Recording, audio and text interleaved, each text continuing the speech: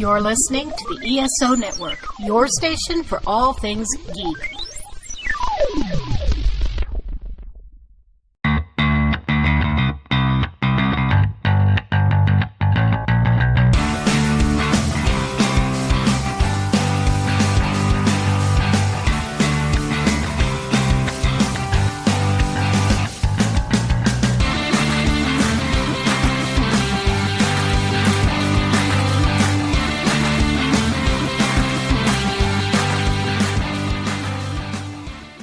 Hey everyone, welcome to Modern Musicology. I am back here in the studio after being gone for a little bit, but the one steady hand guiding the entire ship is here once again, the Alan Seiler. How are you, sir? Hey, not too bad. How are you? I am great. We are talking about an interesting topic today on the podcast, and it's something that I think a lot of people have experienced. You have a band you like, and somebody in the band leaves or dies or something happens, and then the band replaces them and carries on. Or let's just say, one person is left in the band, and instead of having a solo career, they just use the band name and go on. So it's kind of like, what do you do when the band you love is less than, 2/3 of the people or 3/4 of the people that were in the band? So I hope that makes sense. But this is kind of a prescient topic too, because inadvertently the universe has sort of opened up to us and given us some examples of this as well. So we're going to jump into that, but we also have some people to say farewell to. So I guess we can start with that, because it was a rough week. So we could do that first. I mean, we lost within 24 hours Sly Stone and Brian Wilson, which is two ends of the spectrum, but just in terms of the lexicon of American music, just two giant figures. Think of all the music that those two gentlemen on their own produced and all the people that they influenced, right? Yeah. As many hip hop, soul, and R&B artists as Sly Stone influenced, there are almost probably the same number or more of people that were influenced by Brian Wilson of the Beach Boys. So it's just horribly sad. So I guess we can jump in and talk about Sly Stone first. I did not know much about Sly Stone other than his records and his samples that were in every hip hop record in the 90s until I saw the documentary that which I haven't watched yet, and it's on my list. And I'm really excited to see it. And I've heard Quest do a little interview about it, and I'm really interested to seeing it, but I just haven't gotten around to it yet.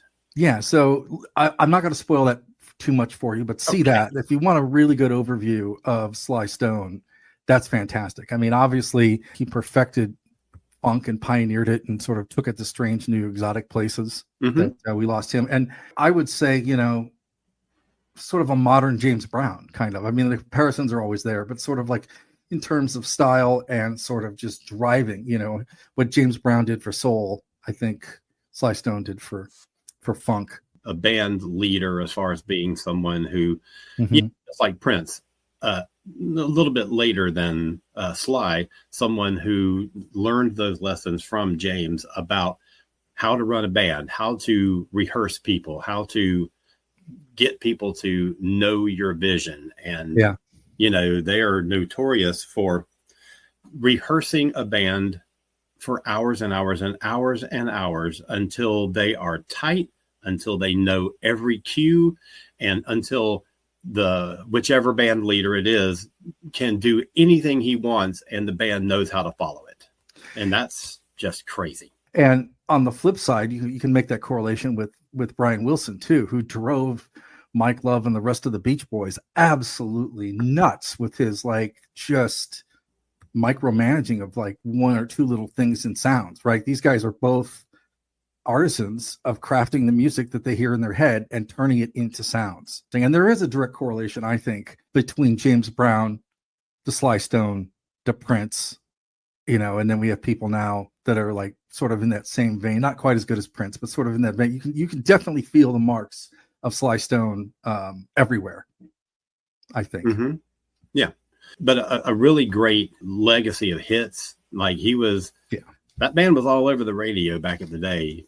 Dance to the Music and Everyday People, and Everyday People is one of those songs that is multi-generational, where it just keeps getting played and keeps resurfacing in new ways. And of course, Joan Jett did a version of that she still plays live, so that song, even just with her band, that song still has its own life, but it keeps resurging in just odd places like commercials and things like that. Yeah. One of their hits that had a life afterward is I Want to Take You Higher, which they had great success with, but then Ike and Tina got hold of it and just crazy, did a lot of good stuff with it. And man, it's just so many hits that guy had. And then you talk about Brian Wilson. I think Brian was as influential, but more to people who are songwriters. Yes.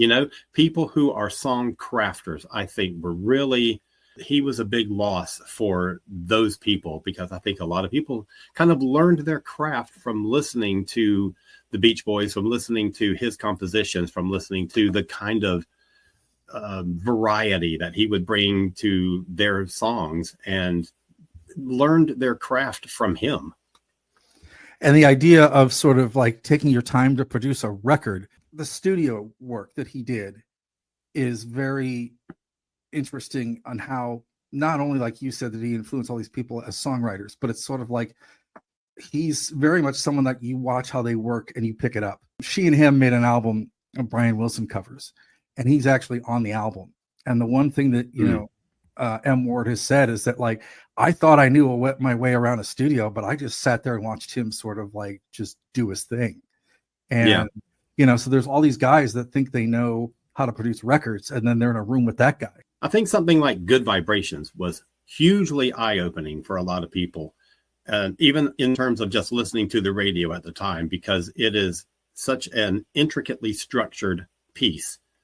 And the recording of it really sort of advanced the science of recording forward. And I don't know, I just think that song set a new template for a lot of things, and, was really revelatory. I think too, it's like when you listen to Good Vibrations too, that sort of like, there's that little bit of doo-wop in it too, where it calls out to the past, but it is very much not a record of its time. It sounds completely different. And even now you listen to it and it's like, this is an amazing piece of art. It's just the same with Wouldn't It Be Nice? It's like you listen to that and you're like, this record has got so much going on in it, right? Yeah, true.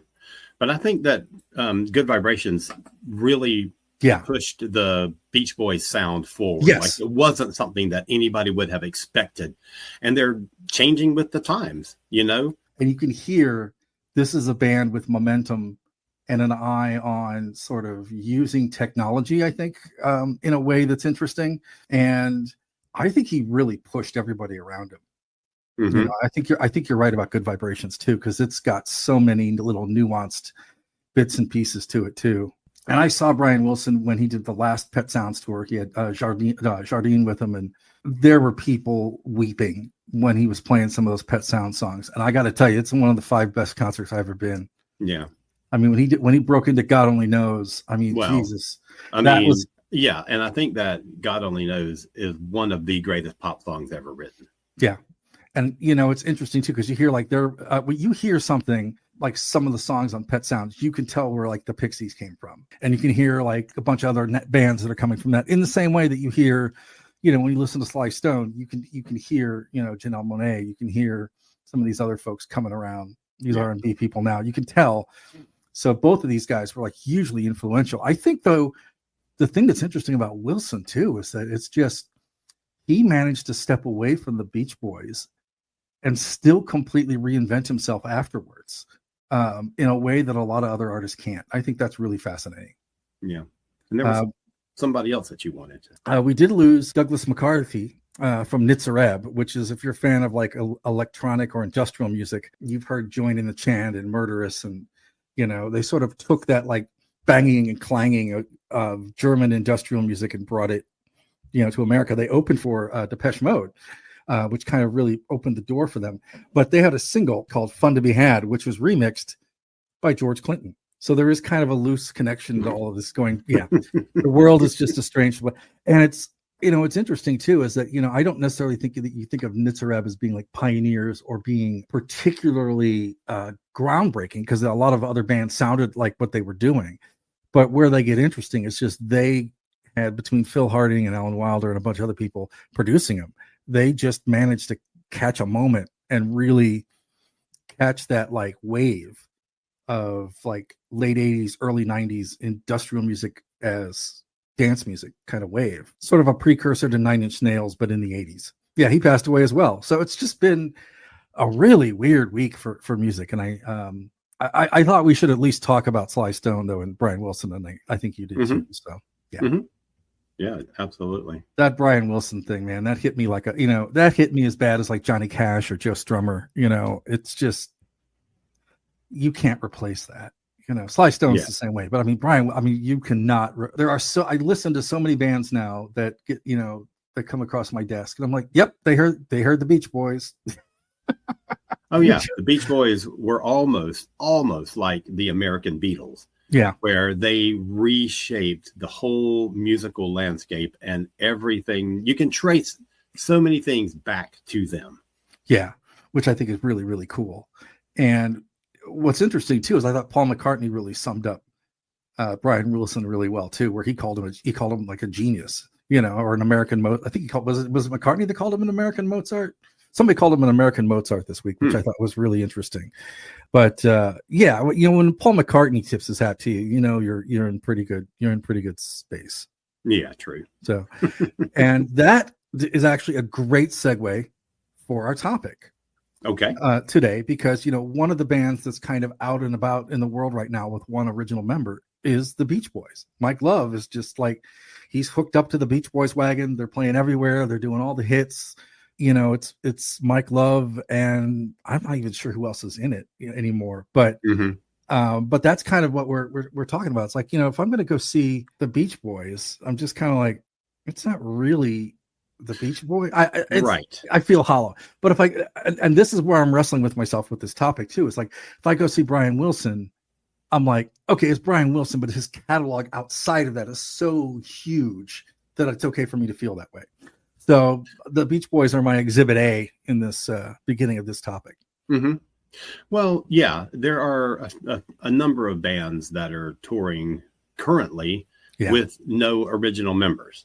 Yeah. And some of them have, a few legacy members. And there's a difference there, because the legacy member, and one of the first ones that I'm thinking of is Yes, because they're currently touring, and they do have Steve Howe, who was not an original member, but he came in on the third album, which was around like 69 or 70. So he played on all the big 70s iconically Yes songs. And so he's still there. And Jeff Downs, who he was sort of floated in and out of Yes, but came in 1980 and stayed for a year before he and Steve left to go form Asia. And we're going to talk about Asia in just a minute. But there are a lot of fans who are like, they're nothing but a tribute band. They should change the name. They should be Steve Howe's Yes, or, the Steve Howe Yes tribute or something like that, because they feel like it's disrespectful to the people who aren't in the band that are still around. It's not like they were replaced because they've died or anything.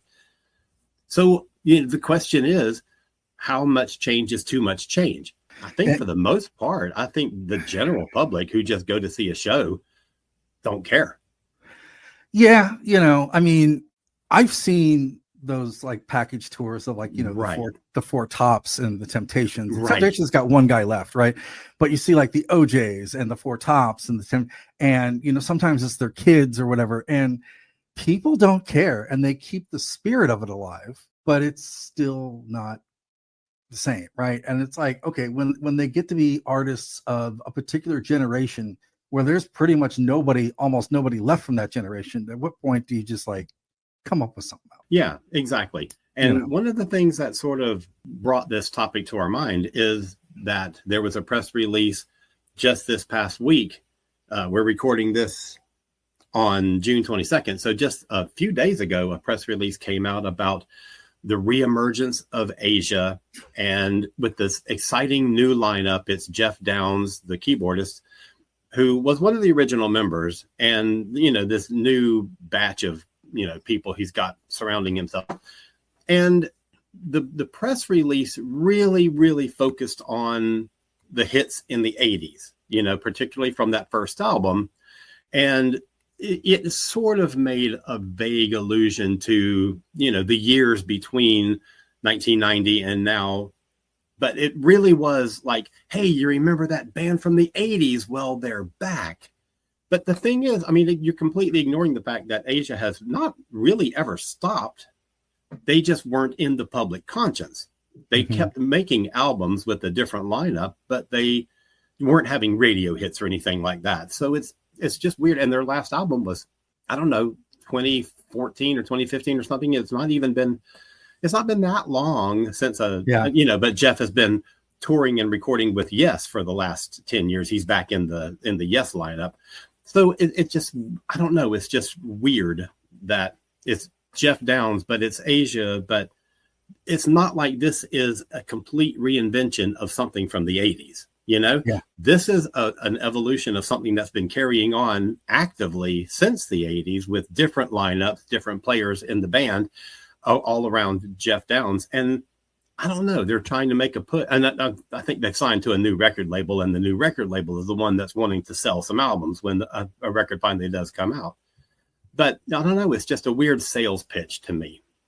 Yeah, I read that and I was like, and I'm not as detailed in the history of Asia as you are, but even I'm like, I think it's been 10 or 15 years, but I couldn't, put my finger on it. But man, those first two Asia records that broke commercially were fantastic.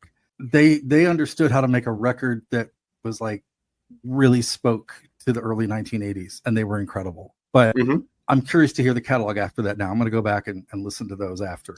It's fine. But I still want to hear it. So there's some okay stuff. I really didn't keep up with them that much. Yeah. After they got a new guy called John Payne, who was the singer and bass player and contributed to the songwriting with Jeff. And it just, I don't know, it just wasn't the same. And I hate to be that guy. I hate to say that, but it just wasn't. And I didn't enjoy it as much. And I just never really kept up with them since then. Yeah, and I think, another band that's kind of in that same vein, but not as remotely talented as Foreigner, right? There's nobody. Well, there is nobody left. Yeah, there's nobody left. Part of that is for health reasons.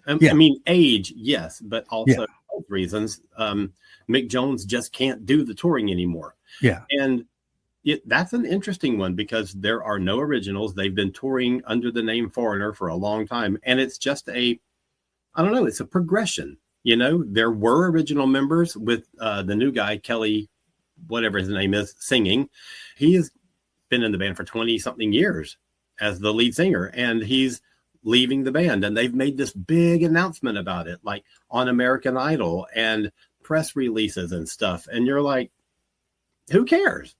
And I hate to say that, but it's like, but he's not, I don't know.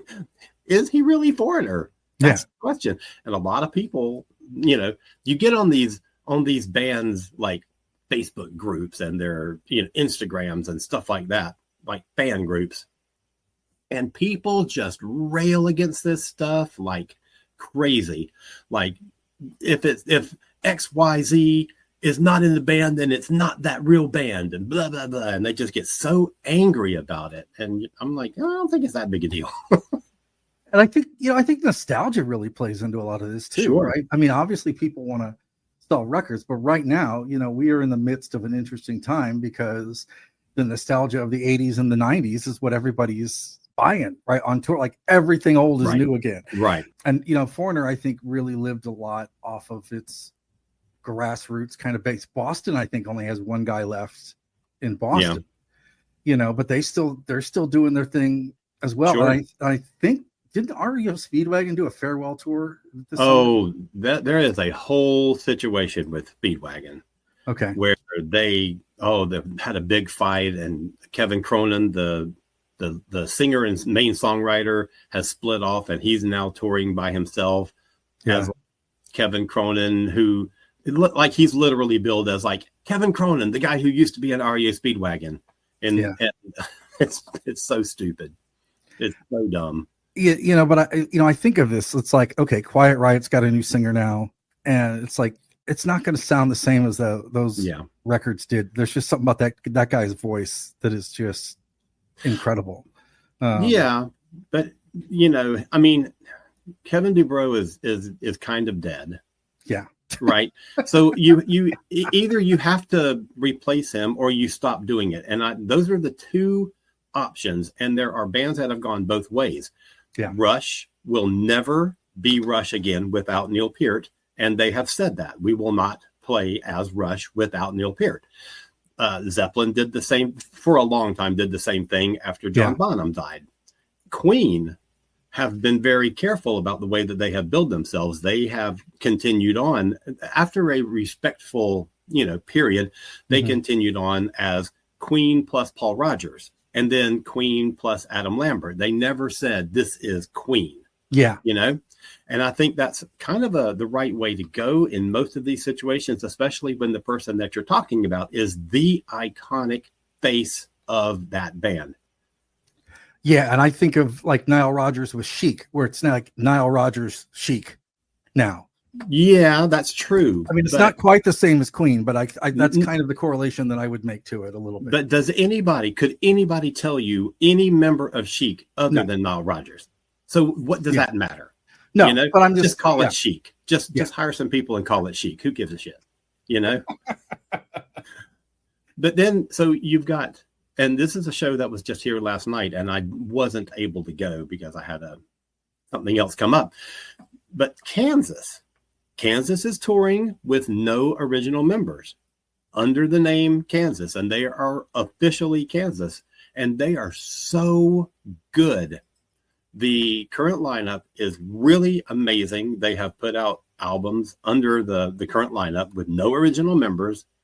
They're billed as Kansas, and they're fucking great. And it's some younger people. Like there's this guy named Tom Brislin, who was their keyboard player, he's a younger guy, but he's been around a lot. He played with Yes for a little while. And he's got this pedigree behind him, and he's a really great songwriter. And he gets Kansas. He understands what Kansas is and how to present Kansas. And this is just a phenomenal lineup of musicians who really bring the legacy of Kansas to an audience, and they are fantastic. So you think that is more of they get the legacy of the band and they want to continue it and bring it on to a new generation, and they're good musicians, but then Foreigner's just kind of like, well, I mean, kind of what it's basically the same thing, isn't it? Yeah. But one does it really well and one doesn't. No, I mean, they both do it really well. But okay. I feel like, I don't know, Kansas at least does have some members in it that were there for a long time, like who joined in the 90s or something and have been there for a long time. And so they carry sort of that legacy forward. But what happens when they leave? Does the current lineup that's called Kansas replace them with somebody else and continue to tour as Kansas? And if that's the case, does Kansas carry on forever? Yeah. I mean, it's possible. I mean, what's to say that isn't Kansas? And, yeah. I mean, and sort of the blueprint for a lot of this was Lynyrd Skynyrd. Who are, I don't think Lynyrd Skynyrd, the world is going to end and it's going to be cockroaches and Lynyrd Skynyrd in some way, shape, or form. It's a fascinating study of like band and brand survival. It's just that is interesting, especially since after the tragedy that kind of ended Lynyrd Skynyrd, they essentially reformed as the Rossington Collins Band. Yeah. And they didn't build themselves as Lynyrd Skynyrd, and they recorded albums under the new banner and had a new lead singer, and they had a woman singer, so it doesn't sound like they're trying to be Lynyrd Skynyrd. And they toured really successfully, and the couple of albums that they put out as Rossington Collins Band are fantastic. They're so good. Like growing up in Central Florida, we were surrounded by Lynyrd Skynyrd, and I just never cared. I just never liked them, but I really dug Rossington Collins Band. And they would play a show that's all like their hits, and they had some hits, and they would play stuff from their 2 albums, and then their encore would be Freebird with no vocals, with they do it the same way that Skynyrd does now, where the single spotlight on the microphone, where the singer is no longer with us, but his spirit is still here, that kind of thing. And I saw them a couple of times back in the 80s, and they were just a great show. And their singer, Dale Krantz, was amazing. I loved her.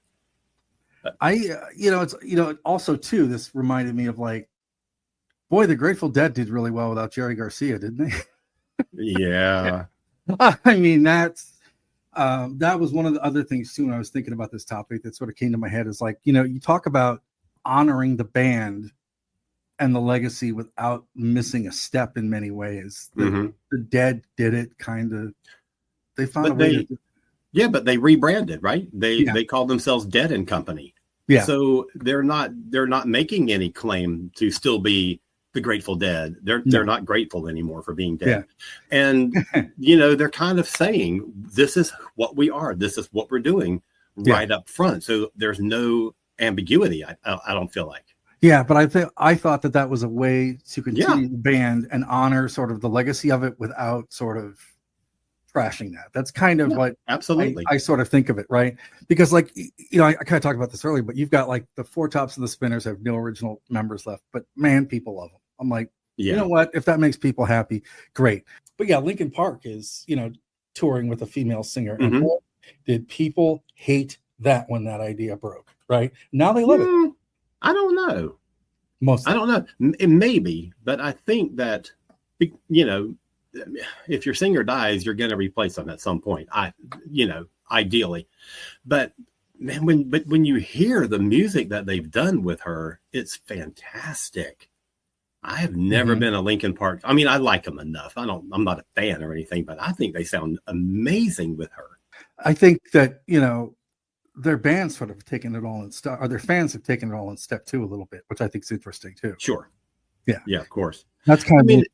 I think that's a situation where you totally understand why it happened, and I think that Queen is in that same position. Queen build themselves differently to draw that line of separation. But, I got no problem with Linkin Park replacing Chester and moving on. Yeah, it sounded, I think it did much better than people were thinking it was going to go, which I think is amazing. Another band that's touring right now that I have not seen them, but I know people that are swearing by it. They say that the new Big Country lineup with the new singer is just phenomenal.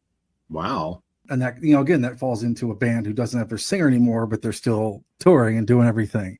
Yeah. And I keep hearing how great the live show is. I haven't seen any of it yet, but now I'm kind of curious of what that's going to be like, right? Too, because that voice of Stuart Adamson is so embroiled into those early records that it's kind of hard to picture that.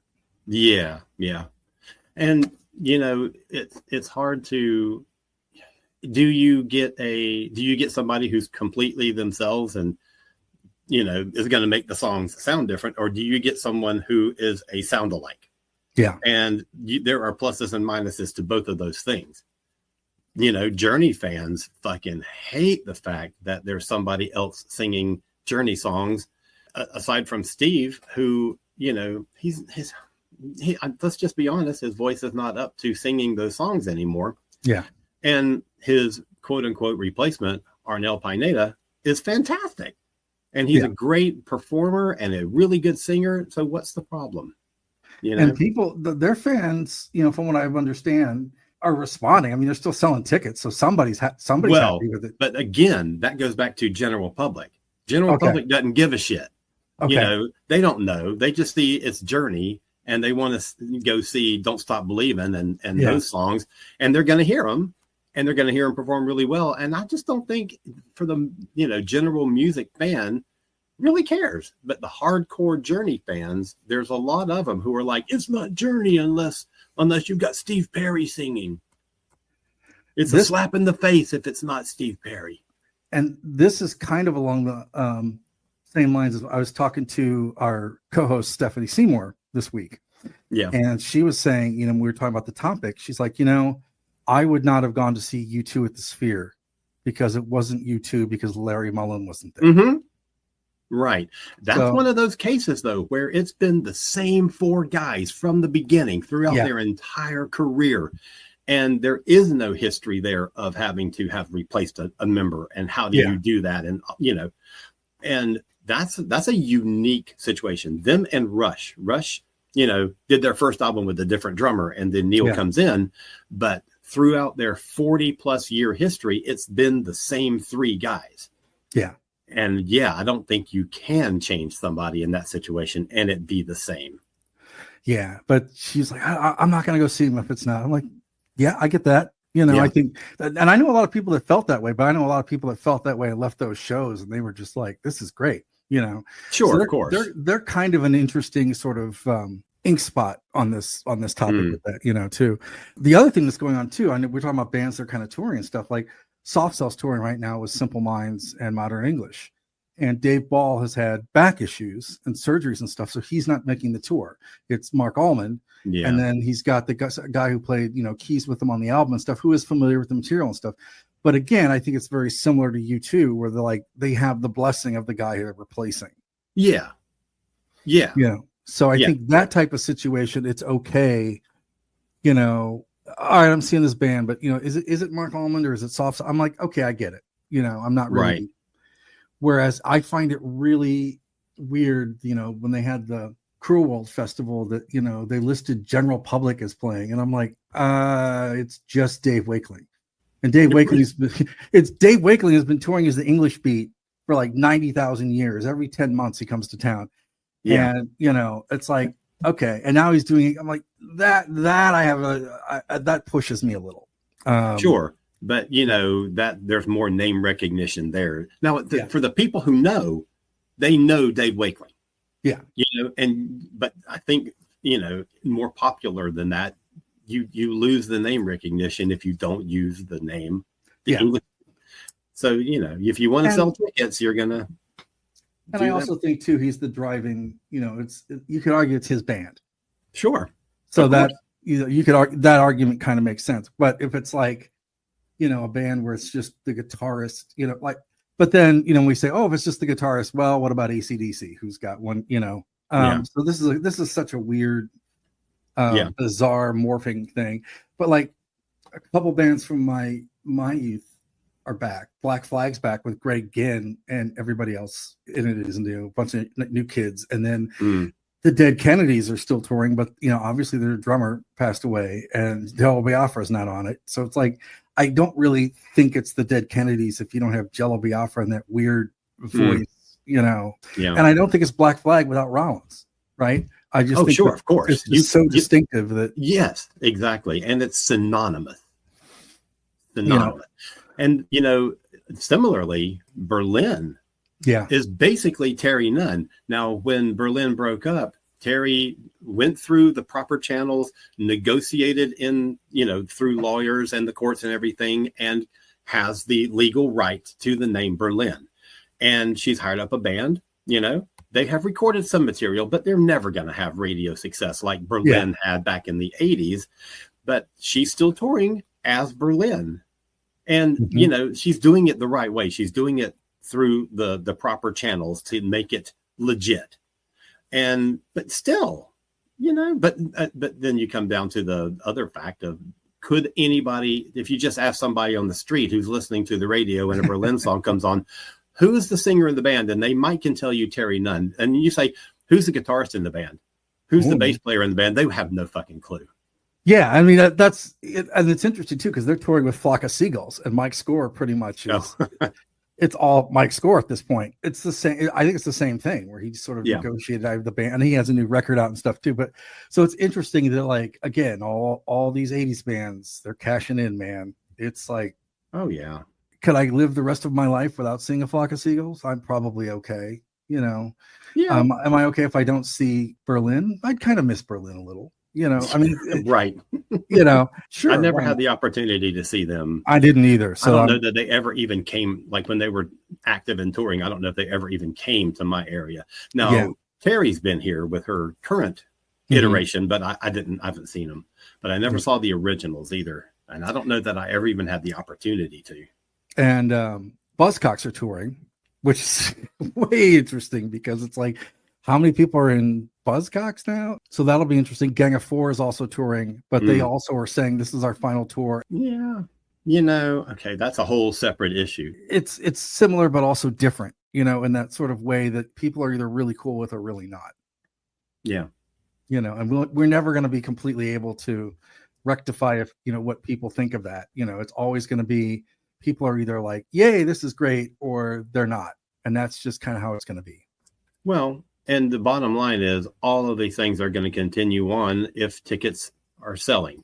Yeah. And if they're not making money doing it, then it won't happen anymore. Yeah. I mean, I guess we should stop being, nitpicky and say, people are going and seeing the shows. Yeah. Right. But at the same time, we also kind of like, we're purists and we're like, oh, no. Yeah.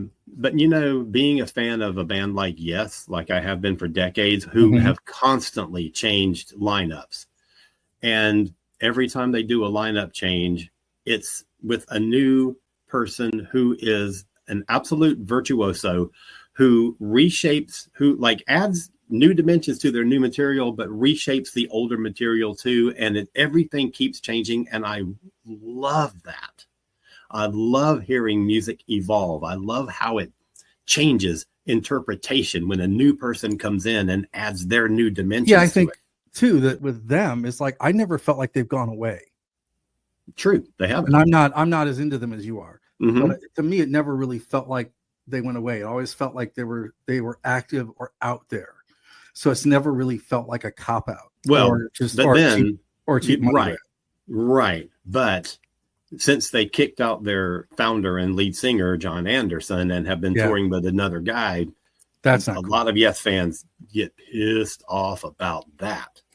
That is not cool. Because John was really he wasn't just the voice of Yes, and he wasn't just one of the main songwriters. He sort of embodied the spirit of what Yes was and wanted to achieve. And without that, it feels hollow to a lot of people. And I will say, I've seen the current lineup a couple of times, and it just wasn't the same. Now, John Anderson has been active again lately, touring, and has put out a new album, and with a lineup, the Band Geeks, they're called. And they're sort of a unit that pre-existed, and he sort of brought them on into his thing. Got a new album that is really great. It is Yesier than anything Yes has done in years. So he gets the last laugh on that. But that also seems like kind of the right way to do it too. I love what Trevor Horn's doing, where he's just like getting a band and it's like, I'm going to go out and play all the songs that I wrote or produced. Yeah, sure. Absolutely. I thought that was just really clever. And the fact that, I love that. He's like, oh, I'm doing some Seal songs and I'm going to do, right. Some Art of Noise songs and I'm going to do some Buggles. And yes, I'm like, whoa, my brain is trying to function. Please stop. I think that's wonderful though. And he's done so much with so many different artists as a producer, but also as a songwriter. Yeah. And has so much material that I think that kind of show is so fun. That's the kind of thing I'd like to see more of. Yeah. Yeah.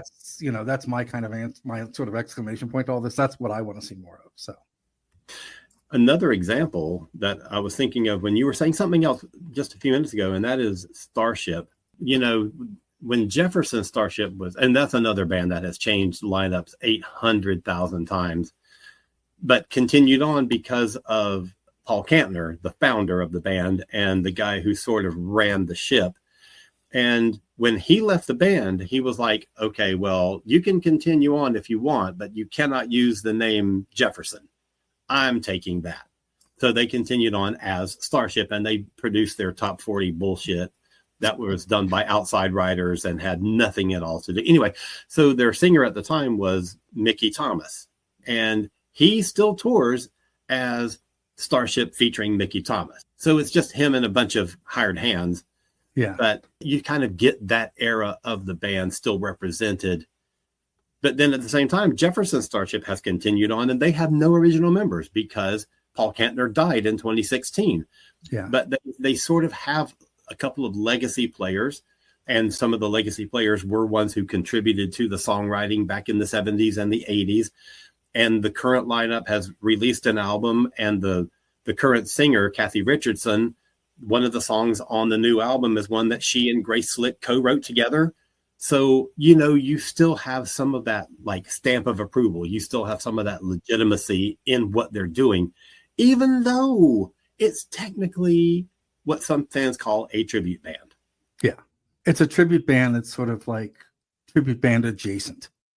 It's exactly. So there are some tribute bands that have official sanction from the band that they're tributing. Like there's a band called the Musical Box, which is Peter Gabriel era Genesis. That's what they do.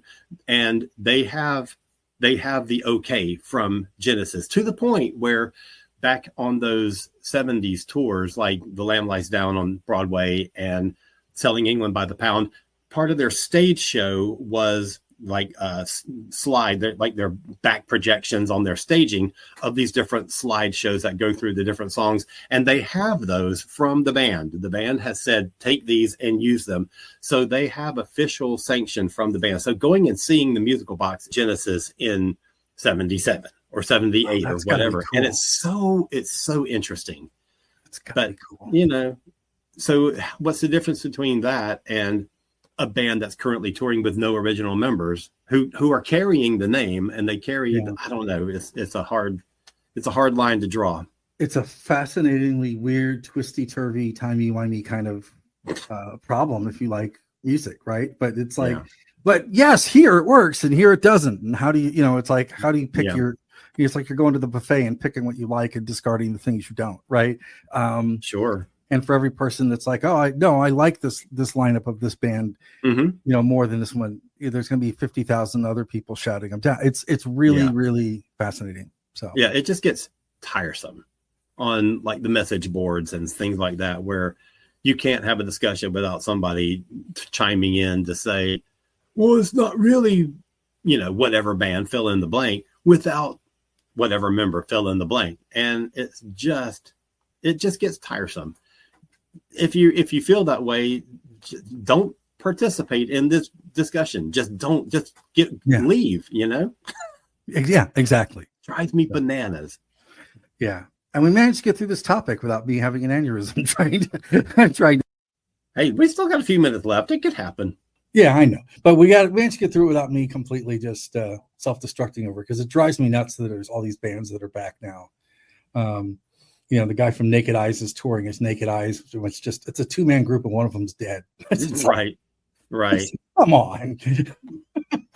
So, but I mean, if you've got a legacy, if you've got this product out, and I don't know, man. I feel very conflicted about this. I feel like you should have especially if you're one of the ones who created the music. If you're just like a bass player or something, and you didn't contribute to songwriting, even if you were there, even if you played in the band through the 70s, the 80s, the 90s, whatever, and you played on radio hits, but you didn't write them, you didn't sing them, I don't know, man.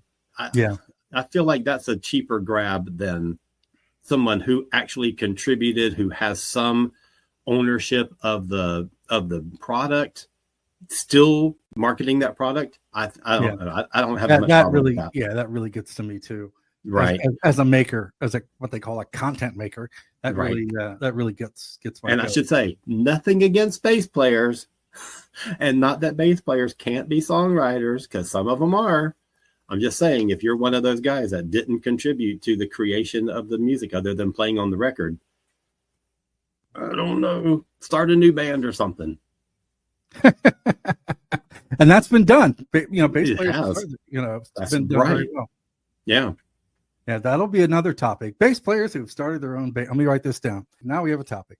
Bass players that started their own bands. So we have been talking for a little bit, and we realized that we do owe you a break. So we're going to give you that right now. It's going to be a very scintillating break about another awesome show on the ESO network. So please, go check out our network. We've got a bunch of really cool things. We've got Monkeys podcast. We've got Star Trek. We've got everything. So check that out and listen to this. Spring is in the air, and you know what that means. No, it means monsters.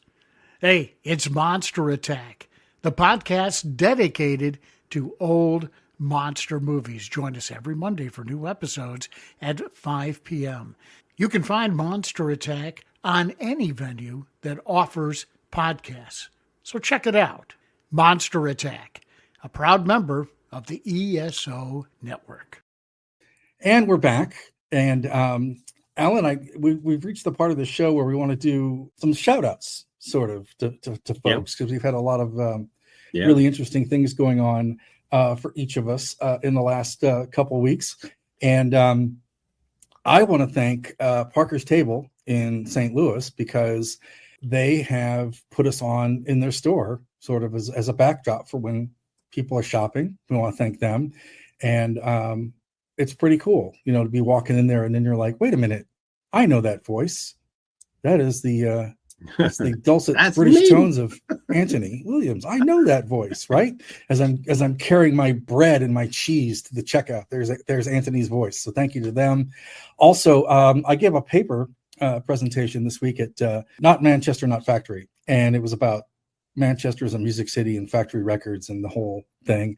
And I want to thank Kirsty, who was kind of my handler and got me set up for that. And she's been absolutely fantastic. So I want to thank them. And I want to thank Ken Laster. Ken Laster has listened to every show that we've done. He's a former KDHX volunteer. And every time I see him, which is about every other week, he gives me show notes that are very, very detailed about what he liked about our show and his counterpoints to things. And I said, well, please submit them. He's like, oh, when Alan brought that up, he was absolutely right. And blah, blah, blah. And I'm like, if everyone gave us this kind of detailed feedback, it would be awesome. So that is my just bring a recorder sometime and then transcribe it, and we can share it during the show, or just bring a recorder and record him saying it, and we can put it in the show. That'd be fun. So what are your picks of the week then? Man, I have so many picks of the week. This is like the nightmarish part of the world when we get to summer, because there's literally so many friggin' records out right now that it hurts. I would not be fair and equitable if I did not mention that Mad, the new record from Sparks, is out. And it's kind of hoot. They got some things to say, and they're doing it. There's also a record called More, which is the return of Pulp, and Britpop's coming back. I didn't know if you knew that, but this band called Oasis is touring. Right. But there's a new Pulp record. Also back is Suede with a neat record called Antidepressants. They're back as well. There's a new record coming out called Moisturizer from Wet Leg, and they have a neat little catchy single called CPR. And there's a bunch of stuff, man. It's just it's you cannot keep track of all the things that are out in the world. There's a new record from Ivy. Ivy were around in the 90s, and their guitarist was later in a band called Fountains of Wayne, and he passed away. And Ivy, in the process of cleaning out their studio and doing some digging around, found a bunch of these recordings that they had. So they went ahead and they finished the demos they had, and he's on them. And they put out a record now called Traces of You. And it's basically a new Ivy record, right? It's like they've got these songs that were either finished but just needed some mixing, and modern technology could make those be mixed and cleaned up a little, or they were parts of songs that they fixed and they put in new drums and stuff here and there, and that's really good too. So if you like things like Stereolab or Saint Etienne or that kind of like just female fronted pop, that's really great. And I saw Kendrick Lamar, and really that shit's real. It's incredible. Cool. Everything that everybody says is completely true. Sometimes you just go to see an artist and you're like, I know the records. I'm going to go in, and you're not knowing what to expect, and you're just absolutely blown away. And the other thing I'm going to say, I know you and I will be probably making this pilgrimage at some point. If you get a chance, I believe through the fall or the end of the year, get to the Rock and Roll Hall of Fame for the SNL music exhibit. Oh my gosh, I can't wait. I keep hearing how fantastic it is, and I'm going to try to go. So yeah, I got to see that. I'm already going to be checking my work schedule to see if I can plan a trip at some point. There's also an exhibition called 1984 opening, that which is currently running. And so that's 2 new things that I haven't seen yet. But the SNL one, man, is supposed to be like really, really thorough. Yeah. And I'm so excited to see it. Yeah. So I wanted to give that a shout out too, just because I think that's going to be cool. Just amazing. Awesome. What you got? Well, I don't really have much this week. I'm still waiting for the new Styx album to come out, which it's on order and I should have it in a few days, but I don't have it yet. But I've been spending some time, and I didn't talk about this on the last show that we did, but I have been spending some time with a performance from Cruel World, and that is the reunion of Till Tuesday, something that I thought would never, ever happen. Yeah. And it was amazing. Oh my gosh, it was so good. I just loved seeing them back together. And it's the original 4 plus the bass player from Amy's solo band who did some backup guitar and played bass on Coming Up Close, where she plays acoustic. And so he was kind of helping out with some of the vocals and some of the backup music, but they were fantastic. And now they've dropped the key on almost every song because, you know, we're 40 years older now and Amy's voice has changed.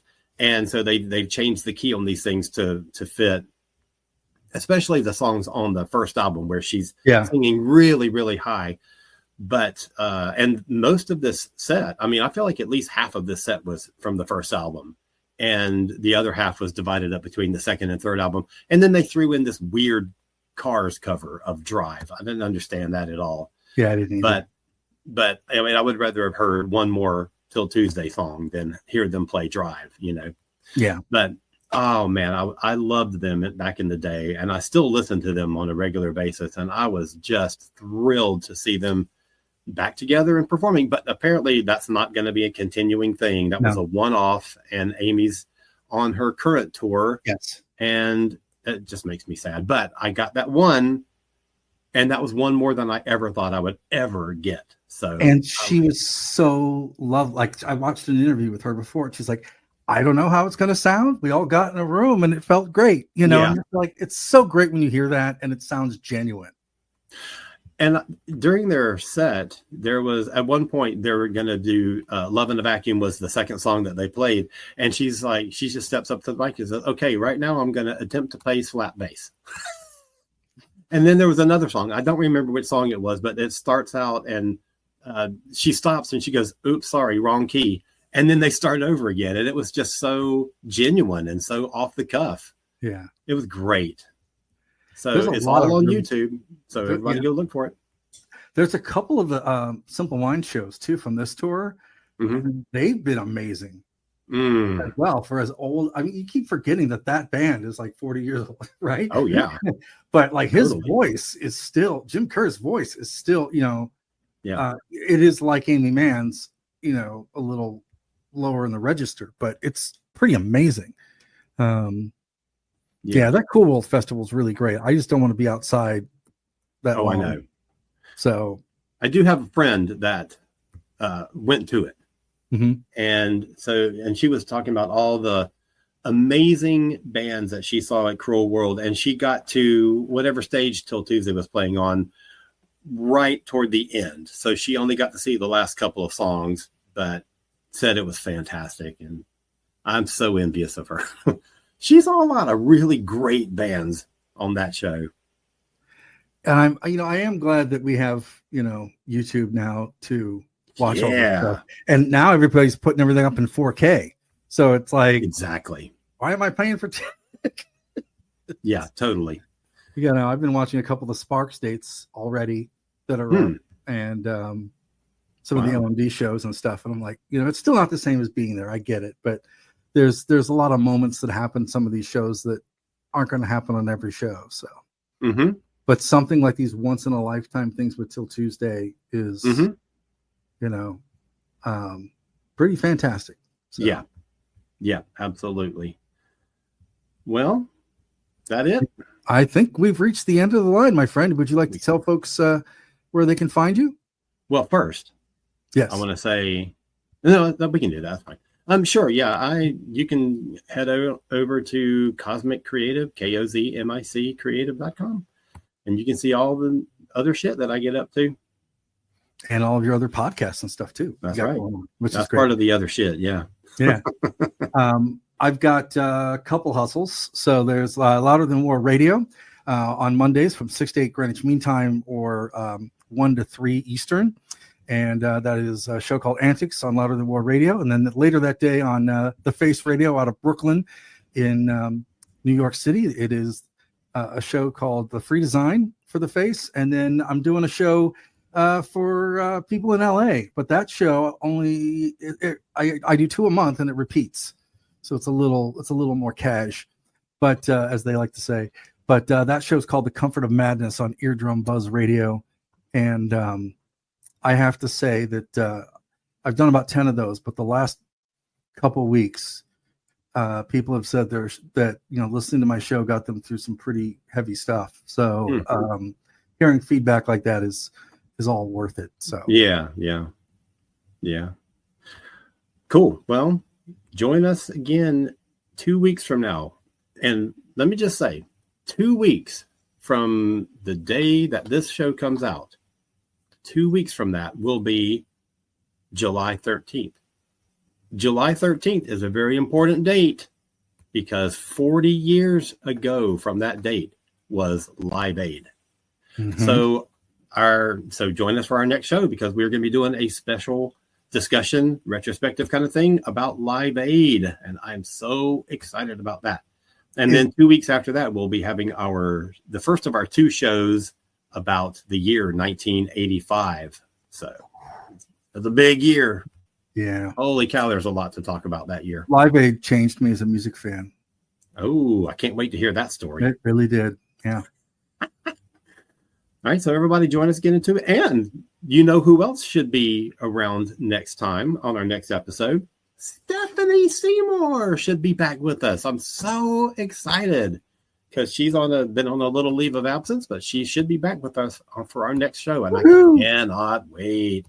Good. Stephanie, if you're listening to this, because I know you listen even when you're not on the show, we miss you and we can't wait to hear you next time. All right, everybody have a great week. Keep rocking on.